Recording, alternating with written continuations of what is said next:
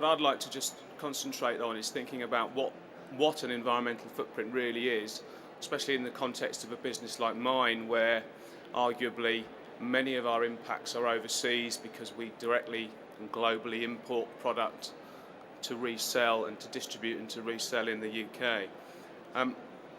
So just thinking about an environmental footprint, I think the first sort of observation I'd have is that it's very emotive. What do you think of when you think of a footprint? I tend to think of Bigfoot or a Yeti trampling everything underfoot. It is emotive language, and perhaps that's important, perhaps that's deliberate, but actually all an environmental footprint is some pretty basic management techniques of measuring so that you can manage. It's the old adage, if you're not monitoring, you're not measuring, you're not going to manage it. So that's all that an environmental footprint is.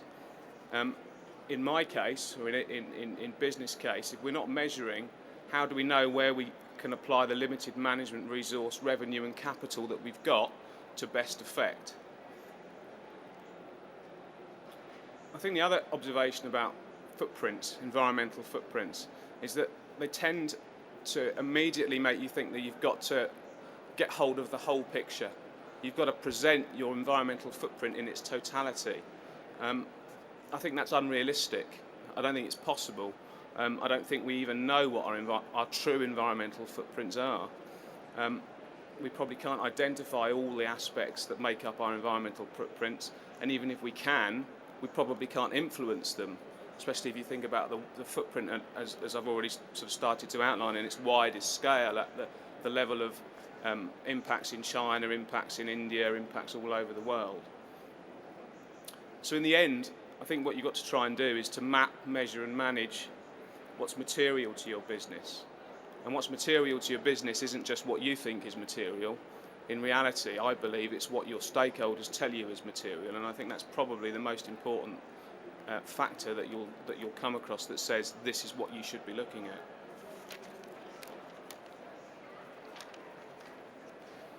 Okay, so just taking it into Travis Perkins and considering what we've done, it's very over-generous, as I've said, to say that we've mapped our total footprint. I think we've probably mapped and we're measuring the impacts from our operations. So our UK operations, our 1,300 stores and branches, the distribution of product from our warehouses to those centres, the electricity that we use in those branches, the electricity that we use in the head office and the distribution centres, the fuel, the waste that we create, and the pollution that we prevent, that we create as a result. What we're nowhere near doing is mapping the impact of our activities.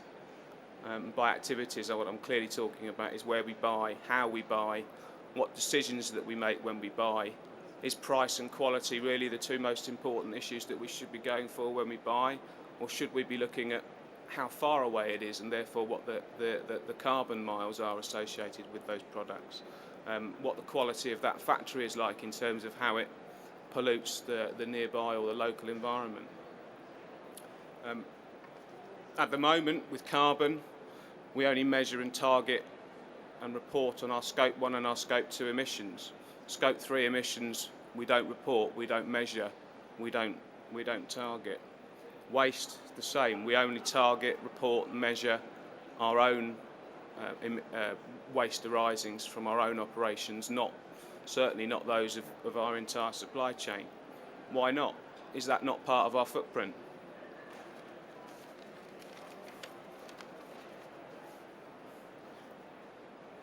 So I think it's all about setting boundaries and where you set your boundary. Do you set your boundary at the level of your activity? Do you set the boundary at the level of your operation? And for those of you that know, which I suspect many of your activities and operations, we're getting very clearly into ISO 14001 speak with that kind of terminology. For ourselves, we recognise that we do have a significant upstream and downstream impacts from our activities. So we would seek to include those within our overall footprint. And where they're fairly clear not ambiguous, we do include those on our aspect and impact registers within our ISO 14001 system. For example, the creation of hazardous waste from the sale of electrical products. Now, partly there's a regulatory driver on that through the WE regs, but also it's a clear environmental impact that we can clearly identify as associated with the aspect of selling electrical products. Likewise, the creation of packaging waste from the sale of products. Again, we've got a target to reduce our packaging waste because we can identify that as an impact from the aspect of selling packaging.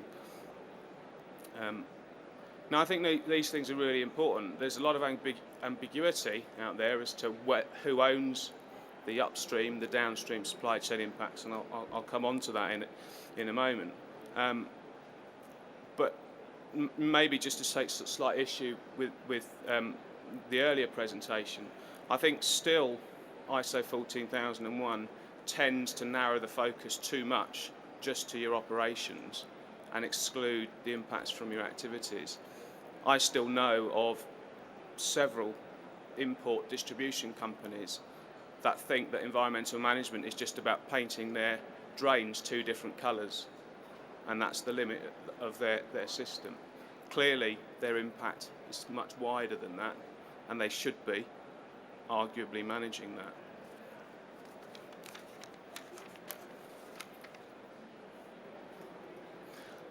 But when we look at downstream or upstream, particularly upstream impacts, part of the issue, I think part of the difficulty, is it's very, very difficult to measure. And you can spend a disproportionate time trying to measure your footprint and trying to get to what the carbon footprint, what the water footprint of your supply chain is. In reality, in our organisation at least, we tend to skip straight past that point and we just start managing it. We employ carrots and sticks on the suppliers. We give them financial assistance potentially to get certified well-managed timber, or we'll fine them if they don't meet our minimum pollution control standards at their factory. Or ultimate sanction, of course, is we'll take the business away from them if they don't meet our code of conduct. We take those actions really based on the management performance of those suppliers and the supply chain rather than the environmental or the impact performance of the supply chain. So we don't actually know whether our management of those issues is effective at reducing the impact. Even when we target and measure specific improvements such as timber buying, an increase in the amount of well-managed timber that we buy, we're still not measuring the impact. We're managing the management process. Biodiversity loss, social breakdown in community cohesion in productive forest areas is what we're trying to prevent. But we don't know whether by buying FSC or buying PEFC, whether that's actually having any effect. There's still limits, frankly, bit of a sacred cow, but there is limited evidence as to whether FSC, PEFC is having any real effect on maintaining biodiversity, maintaining social cohesion in productive forests. Doesn't mean, by the way, that we're not going to buy FSC and PEFC. So, is there another way to measure the impact? There's a lot of talk, and it's a bit of a cyclical thing, I think, but there's a lot of talk about whole life cost, life cycle analysis at the moment. Instinctively, as a distributor of products, we really like that approach. Our whole business is about product. It's about buying the product, distributing the product, selling the product. And we like to split up all our overheads and attribute them to each product that we sell. Obviously, that way we can tell whether the product is making money for us or not, and which product makes the most money. Conceptually, we'd love to do the same with the environmental costs, with the less obvious costs, to give each product a water footprint, to give each product a biodiversity footprint, to give each product a carbon footprint. I think that's a long way off in reality. Most of the development in this area to date has been around carbon footprints, and I've still got some reservations about embodied carbon and about carbon footprints. If we think that we can measure product life cycles and then trade the reductions around to get emissions reductions at the lowest cost in anything like a sophisticated manner, I think we're all mistaken. If you compare it to financial accounting, if you compare carbon accounting to financial accounting's been around for thousands of years. It's got sophisticated tools, sophisticated models, and people that really understand how it works. We've been looking at carbon accounting for less than, well, David talked about 15 years. I think it's probably even less than that. Where's the double entry bookkeeping for carbon accounting? Where's that level of sophistication so that we can trade one emission in one area for another emission in another? It's not really there yet. And I think that's what I was saying earlier on, and I think that's really fundamental to driving scale change in our total environmental footprints, is that we need to decide whose impacts they are anyway. In financial accounting, it's pretty clear who the money belongs to. In the supply chain, I think it's considerably less clear who owns that impact.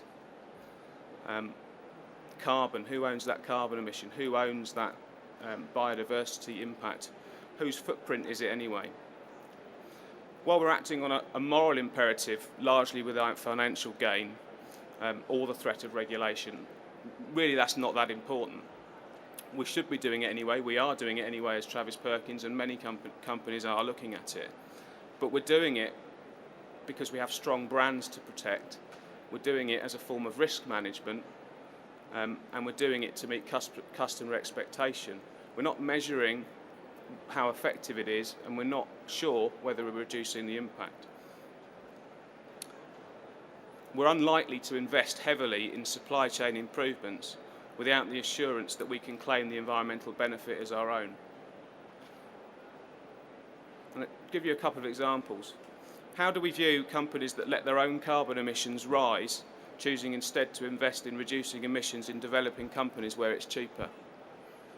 Or how would we view a company that has a poor health and safety record at home but buys from factories with exemplary records? In other words, is there that transferability there? Is there that offsetting ability in the way that we view the performance of those companies? On one level you could say they're both doing the right thing, they're both reducing their impact. But actually, I think if we're honest with ourselves, we'd probably view both of those guys with a little bit of suspicion, because they're not reducing their arguably core impacts. We don't yet have the rules of the game, particularly around substitution and offsetting, established. As a result, we don't have a clear means of exchange of reductions, of impact reductions in the supply chain. And until we get that, my view is that we won't make a meaningful difference in the supply chain. So just to summarise, only map what's material to your business, accept that not everything can be measured, and break a few rules by trying to manage it anyway. You probably don't have a choice, although it may feel like more like risk management than environmental management. And recognise that for the moment, institutional, organisational and ownership barriers exist to scale reductions in the environmental impact in your total footprint. Thanks very much.